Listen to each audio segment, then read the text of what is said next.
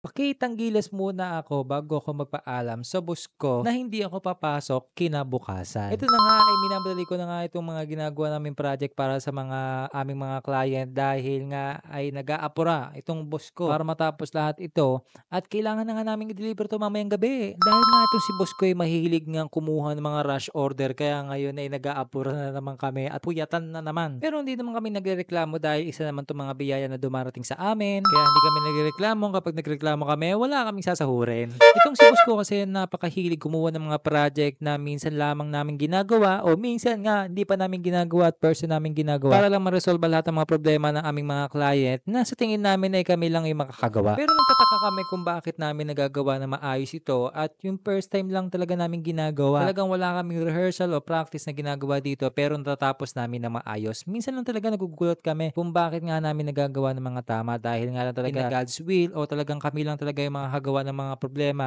o mga pangangailangan ng aming mga client. Mapalad pa rin kami dahil hindi kami pinapabayaan ng aming boss sa mga gawain namin kaya nagagawa namin na maayos lahat ng mga ito at talagang ginaguide kami at sinasabi sa amin kung ano yung mga pagkakamali namin na sakaling kaya niyang itama at bigyan kami ng diskarte para paano namin mapapadali o mapapadali yung mga trabaho namin para hindi kami mahirapan at mabigay agad namin yung mga order ng aming mga client. Kahit naman nagmamadali kami, kailangan namin talagang ayusin yung aming trabaho dahil ayaw naming maapektuhan yung aming relationship sa aming mga kliyente para hindi kami mapahiya.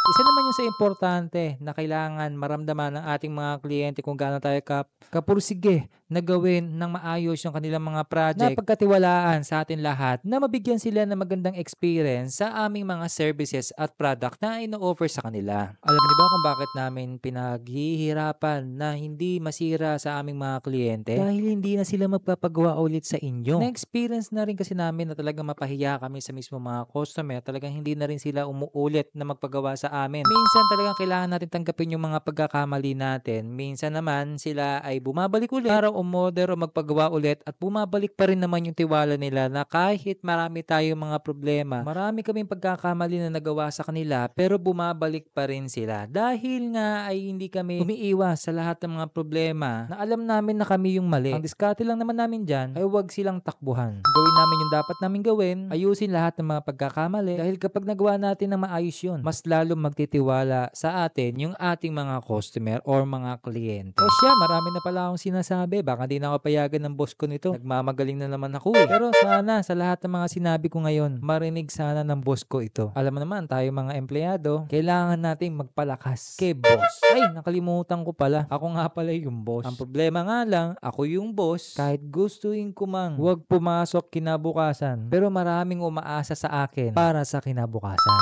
Ako nga pala si Marqueo Mesa, isa akong entrepreneur na may negosyong printing services na tumutulong sa mga nagsisimulang mga negosyo na mapakilala sa kanilang mga customer. Kung nagustuhan mo ang content ko ngayon, ay please pa-follow lang sa lahat ng aking mga social media accounts para lagi kang updated sa lahat ng mga content na ilalabas ko. Yun lang at maraming salamat and God bless po.